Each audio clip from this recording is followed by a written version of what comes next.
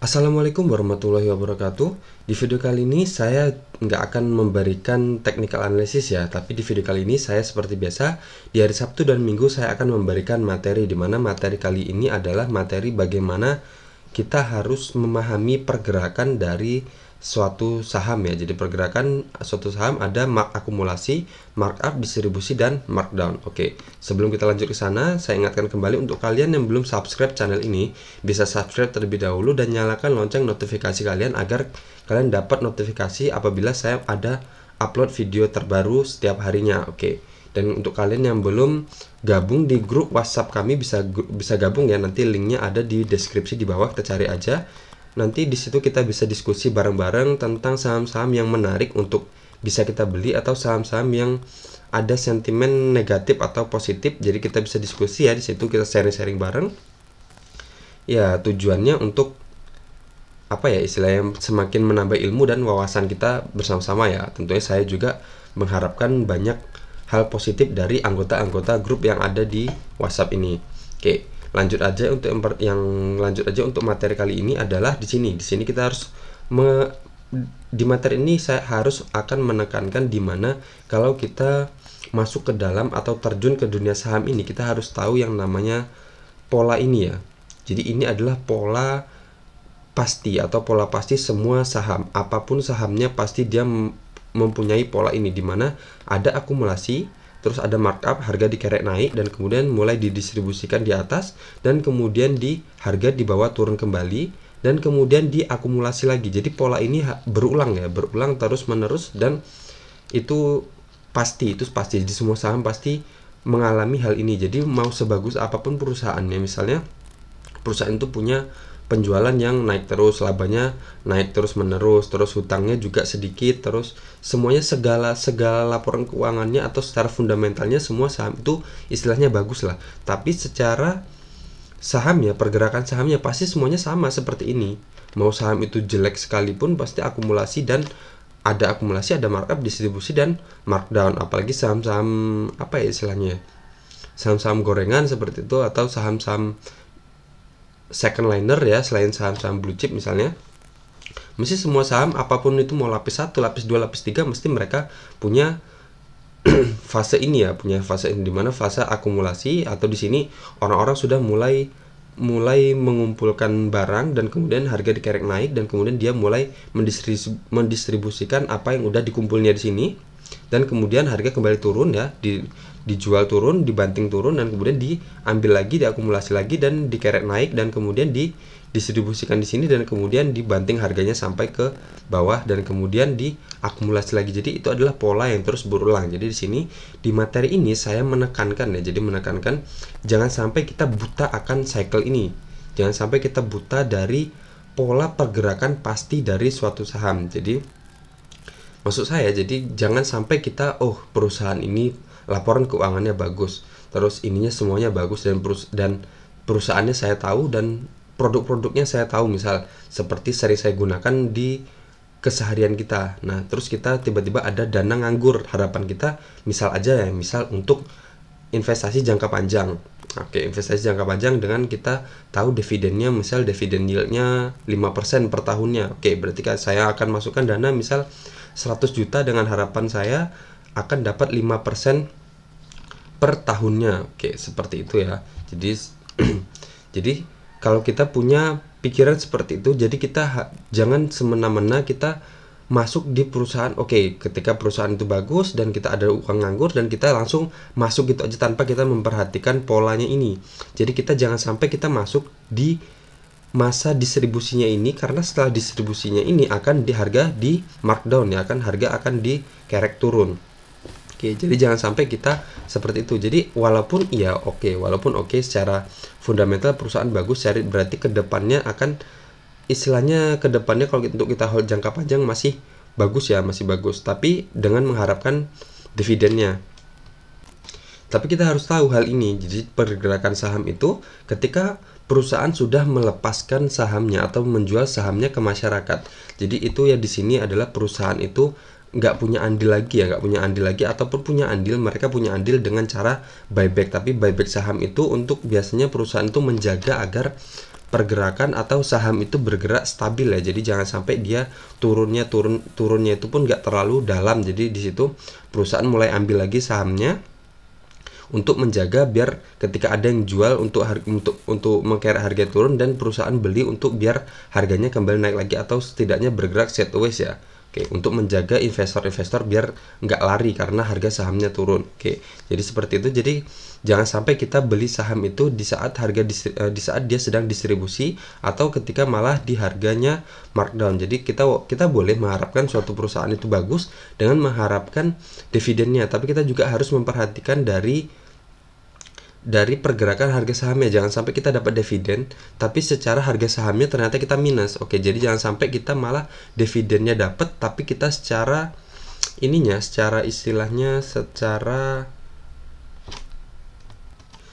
harga sahamnya malah kita minus, malah jadi bisa dibilang nanti malah lebih besar minus kita di sahamnya dibandingkan dengan dividen yang dibagikan perusahaan. Oke, jadi seperti itu ya. Jadi misal seperti ini ya, ini kemarin ada berita SRTG bakal buyback 45 juta saham, Sartoga Investama Sedaya siapkan dana 150 miliar. Jadi di sini perusahaan pun perusahaan memang punya andil ya untuk menjaga saham yang sudah dilepas ke masyarakat, itu punya andil untuk menjaga pergerakan saham itu dengan cara buyback. Tapi juga dana yang disediakan itu juga cuman sedikit ya, cuman sekitar 150 miliar. Kalau dana ini habis, ya udah ternyata kalau harganya lanjut turun ya udah mereka nggak bisa apa-apa lagi, nggak mungkin mereka nambah dana lagi untuk buyback saham terus-menerus biar sahamnya kembali naik. Jadi lama kelamaan ya saham yang dilepas ke masyarakat habis lah berarti karena mereka beli lagi semua biar harganya naik.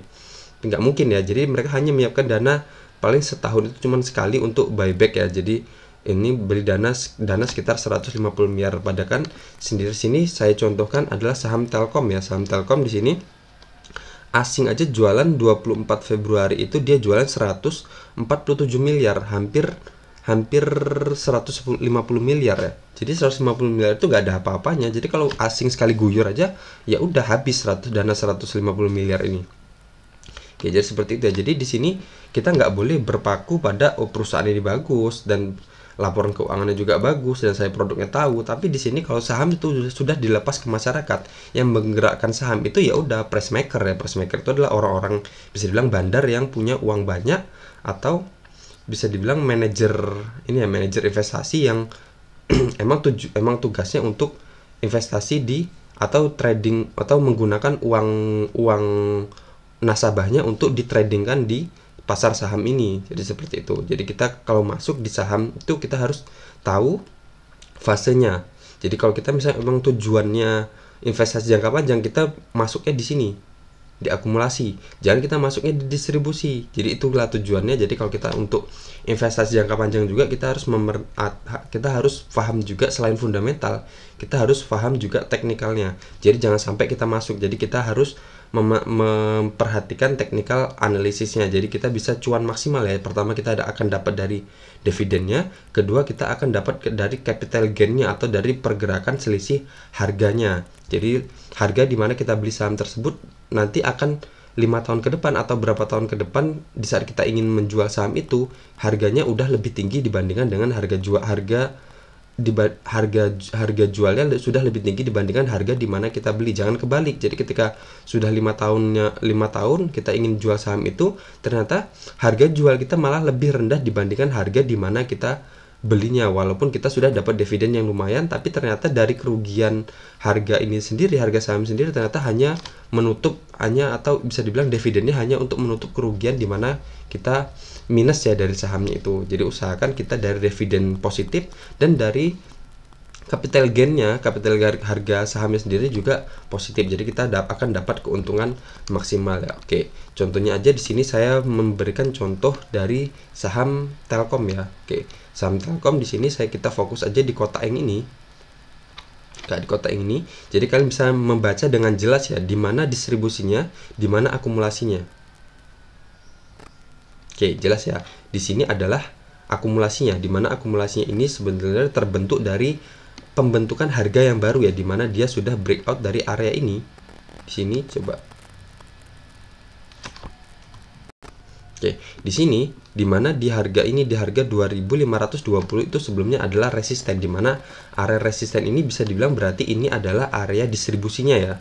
Di sini distribusi ya, sini ya, di pola ini distribusi, di sini distribusi, dan kemudian harga dikerek turun, di markdown ya, kemudian di sini diakumulasi lagi, dan kemudian di markup lagi, di markup naik, dan kemudian di sini didistribusikan ya, distribusikan, dan kemudian dikerek turun lagi, di markdown lagi, dan kemudian di sini ada akumulasi lagi, ada akumulasi, dan sekarang dia di markup lagi, dan kemudian di sini didistribusikan. Tetapi di sini ternyata permintaan masyarakat masih kuat ya, masih kuat di saham Telkom ini, mengingat saham Telkom ini ya, mengingat saham Telkom ini juga banyak di hold ya, istilahnya hold jangka panjang untuk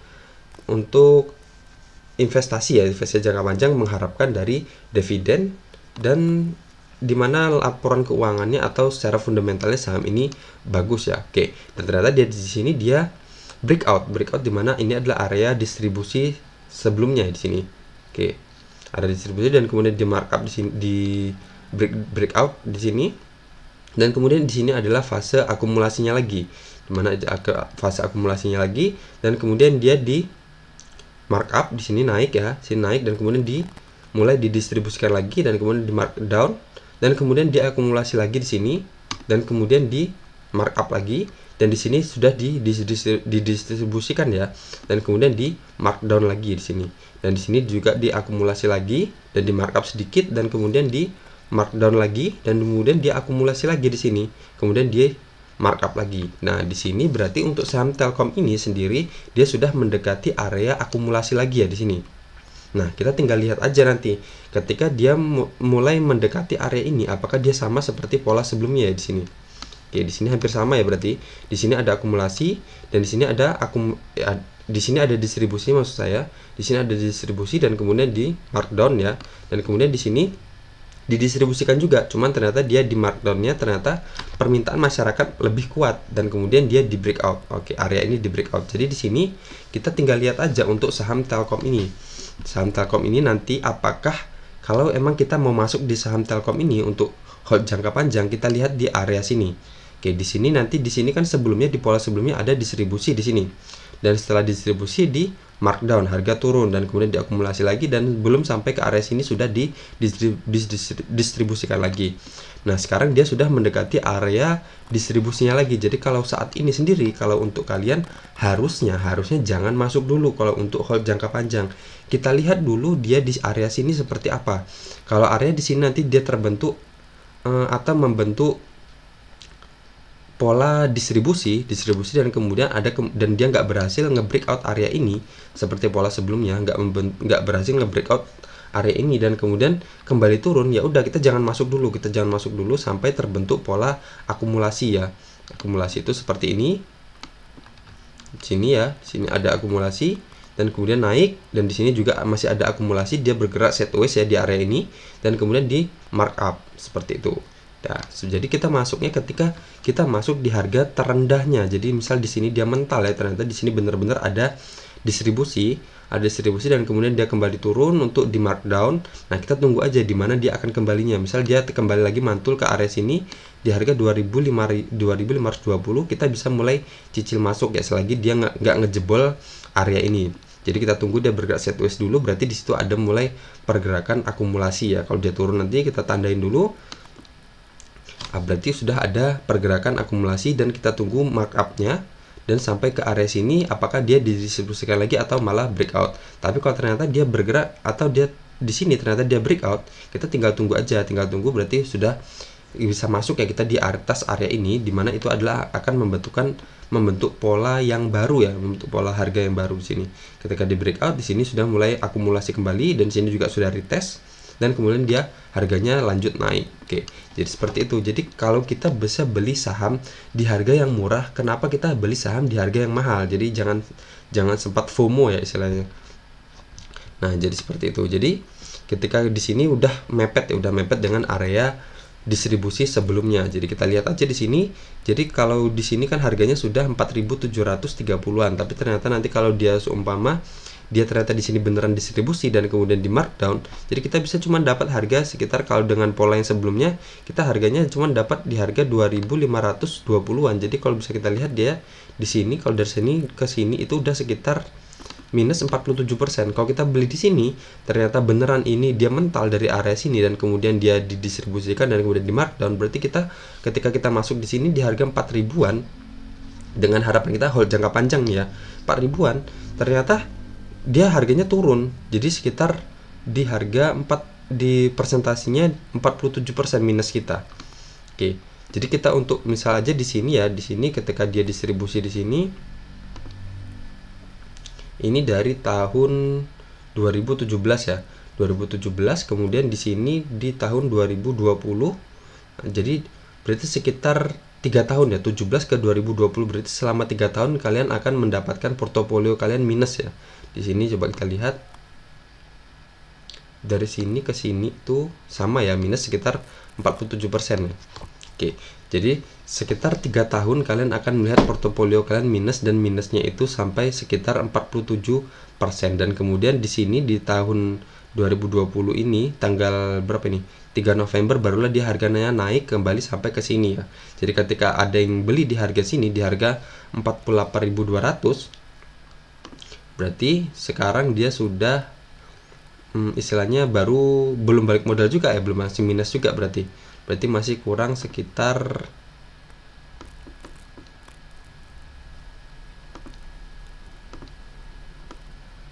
masih kurang sekitar 6% atau 7% ya. Oke, jadi seperti itu ya. Jadi sini maksud saya, kita harus mempertimbangkan cycle-nya ini atau pergerakan pasti dari suatu saham. Sebagus apapun perusahaan, pasti polanya sama. Jadi ada akumulasi, markup, distribusi, dan di markdown seperti itu. Jadi kalau untuk kita, maksudnya untuk investasi jangka panjang, dengan melihat pola besarnya, kita harus tahu saat ini perusahaan itu atau saham itu sedang berada di fase yang mana. Kalau saat ini sedang di fase markup ya, emang ya, untuk saham Telkom ini jelas ini di fase markup, dan dia sudah mendekati juga area distribusi sebelumnya. Jadi kita agak rawan di area sini, apakah dia nanti di sini didistribusi dan di markdown atau dia breakout. Tapi kalau dia berhasil breakout, ya udah kita mulai ambil lagi, udah akumulasi aja seperti pola sebelumnya. Ketika dia breakout di sini, dia breakout di sini dan kemudian retest di sini, berarti dia sudah ada fase akumulasi di sini. Di sini ya. Jadi sini ya, di kotak ungu ini adalah area akumulasinya setelah dia berhasil breakout ya. Dia breakout dan di sini ada akumulasi, dan di markup. Di markup di sini sempat ada distribusi kecil ya, distribusi kecil, dan kemudian di sini sempat di markdown sedikit dan kemudian di akumulasi lagi dan di markup lagi di sini, dan kemudian di sini didistribusikan besar dan mulai di markdown lagi dan sempat ada akumulasi lagi dan di markup sedikit dan kemudian didistribusikan lagi dan di markdown. Oke, jadi polanya sama ya, seperti itu terus menerus. Jadi di sini kita harapkan ketika dia nanti di area sini, kita lihat aja, kita pantau aja ketika di area sini apakah dia berhasil nge-breakout dan ada akumulasi lagi, dan apakah di sini langsung distribusi dan kemudian di markdown. Oke, jadi kita bisa tunggu dia sampai di area sini di harga lebih murahnya dari sekarang, atau kita tunggu di harga mahalnya sendiri, mahalnya sekalian, dimana itu sudah istilahnya membentuk rank harga yang baru ya, dimana di sini sebelumnya, kalau kita lihat aja, dimana di sini sebelumnya tertingginya adalah 2.520 dan membentuk harga yang baru sekarang tertingginya adalah di harga 4.810. Berarti dia dari sini, dari resisten sebelumnya sampai resisten yang baru sekitar hampir 100% ya, 93,10%, kurang 7% lagi, genap 100%. Oke, seperti itu. Apakah nanti polanya akan sama, dimana dia berhasil breakout area ini, dan kita cari, coba saya buatkan tongkat seperti ini.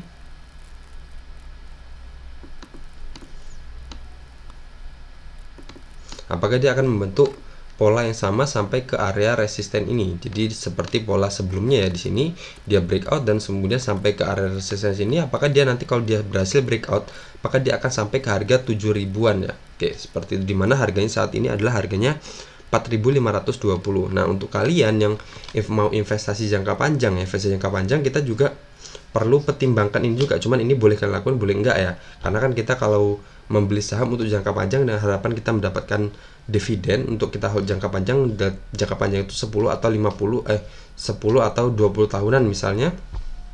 Nah, tapi kalau emang mau mau untung maksimal juga, kita harus perhatikan area-area seperti ini juga ya, dimana ketika dia sudah mendekati area distribusinya, kalau ternyata dia distribusi, kita bisa jual dulu saham kita relakan dulu saham kita, nanti kita beli lagi ketika di fase termurahnya, seperti itu. Jadi kita malah bisa untung lumayan ya. Misal kalau kalian sendiri yang kemarin beruntung ambil saham ini di sini, sampai di sini kan udah untungnya sekitar hampir 90% ya, udah hampir 100% untungnya. Jadi kalau kita misal investasikan dana kita berapa, misal dana kita 10 juta aja misalnya, berarti kalau kita ambilnya di sini misal di tanggal ini,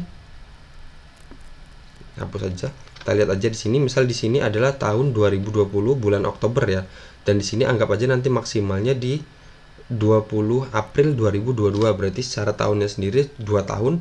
Dalam 2 tahun kalian dari capital gain-nya sendiri kalian sudah dapat atau balik modal 100%. Misal hanya dalam 2 tahun kalian dengan modal 10 juta, uang kalian jadi 20 juta, seperti itu ya. Nah, secara dividen yield-nya sendiri, misal di perusahaan ini, misal di Telkom ini dividen yield-nya cuman 5%, misal 5%. 5% itu berarti setiap tahunnya, berarti kalian kalau 5% dalam 1 tahunnya kali 10%, 10 juta itu cuman 500.000 ya. Ya, 10 juta itu berarti kalau 5% dividen yield-nya berarti kalian cuman dapat uang sekitar 500.000, dan 2 tahun berarti kalau 2 tahun kalian hanya dapat sekitar 1 juta. Tapi kalau di sini, kalau dari capital gain-nya, kalau di area sini kalian beli di sini misal di harga sini dan kalian jual di sini, berarti kalian sudah dapat 100%. Jadi dalam waktu 2 tahun kalian dari capital gain sendiri kalian sudah dapat sekitar 20 juta, dapat 10 juta sendiri. Padahal kalau dari dividen cuman dapat 1 juta selama 2 tahun. Kalau dividen yield-nya contohnya 5% seperti itu ya. Nah, kalau di sini kalian nggak jual, ternyata harganya amblas turun ke bawah sini, ya udah kalian bisa dibilang balik modal lagi. Bisa dibilang BEP lagi kalau secara harga sahamnya, karena harga sahamnya kembali di mana turun kembali ke area di mana kalian belinya, dan kalian ya udah berarti gainnya kalian cuman dari dividen tadi yang cuman 1 juta tadi. Tapi kalau kalian sudah amankan di sini tadi, amankan gain kalian atau dari harga maksimal di maksimalnya saham Telkom ini tadi, berarti kalian sudah dapat sekitar hampir 100% sendiri dari uang yang kalian investasikan selama 2 tahun tadi itu. Oke, jadi seperti itu. Tapi itu bisa kalian lakukan, bisa enggak ya. Kalau emang tujuannya investasi jangka panjang, kalau emang mau kalian hot dengan harapan dividen dapat dividen, ya nggak masalah juga. Tapi kalau kalian mau amankan juga untung yang udah kalian dapatkan dari harga sahamnya sendiri, ya juga nggak masalah juga, seperti itu. Oke, jadi seperti itu ya. Jadi kalau kita mau masuk ke dalam saham, tentunya untuk jangka panjang, kita harus perhatikan hal ini. Kita harus perhatikan cycle-nya ini. Jadi jangan sampai kita masuk ketika di harga di puncaknya atau harga kemungkinan ada distribusinya, kita masuk dan harga langsung dikerek turun. Jadi kalau usahakan kita masuk di saham, perhatikan di area dimana itu adalah area supportnya, dan pastikan itu adalah area terendahnya, dan di situ ada akumulasi. Jadi jangan sampai kita beli di harga distribusi, tapi kita beli di harga akumulasi ketika sedang diakumulasi dan sebelum harga itu naik, atau ketika dia harganya sudah mulai ada indikasi naik ya, di situ kita bisa mulai cicil masuk. Oke, dimana resistennya kan di sini. Jadi kalau kita misal ternyata dia sudah sampai di sini, ya udah masih tetap bisa masuk, karena dia masih ada kemungkinan akan sampai ke area sini. Tapi kalau kita belinya di pucuk-pucuk seperti ini, itu agak beresiko, dimana di sini sudah mendekati area distribusinya. Jadi ada kemungkinan setelah distribusi harga akan dikerek turun atau di markdown seperti ini. Oke, jadi seperti itu aja ya. Jadi jangan berpacu pada perusahaan ini bagus kok, perusahaan ini gini, perusahaan laporan keuangannya seperti ini, dan kita membabi buta aja, kita masuk di harga ketika dia sudah mendekati area distribusinya. Nah, di situ tadi kan sama seperti yang ini berita saya cantumkan tadi.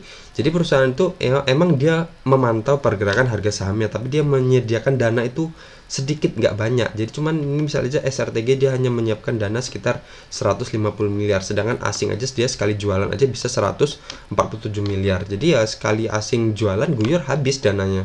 Dan itu nggak bisa membantu apa-apa lagi. Kalau ternyata harganya emang mau turun, ya udah turun terus. Jadi turun, kalau di sini tadi turun hampir berapa persen tadi? Kalau di sini hampir 50%, ya udah emang karena fasenya lagi turun, ya berarti emang turun. Tapi kalau ternyata dia berhasil breakout, kita juga bisa akumulasi, bisa mulai cicil beli juga. Oke, seperti itu ya. Oke, jadi sekian aja untuk video kali ini. Semoga video ini bermanfaat. Dan jangan lupa untuk kalian, saya ingatkan kembali, yang belum subscribe channel ini bisa subscribe terlebih dahulu dan dapatkan setiap harinya analisis teknikal dari saham-saham yang mungkin kalian bisa request di video-video saya untuk saham apa yang ingin kalian kalian ingin analisisnya, atau bisa masuk ke bagian komunitas ini dan kalian bisa komen postingan-postingan yang saya seperti ini ya. Oke, jadi kalian mau request saham apa, kalian bisa komen-komen di sini, nanti akan saya buatkan technical analisisnya. Oke, jadi seperti itu aja. Dan yang belum gabung di WhatsApp kami bisa gabung ya, linknya ada di bawah sini. Oke, sekian aja dari saya. Assalamualaikum warahmatullahi wabarakatuh.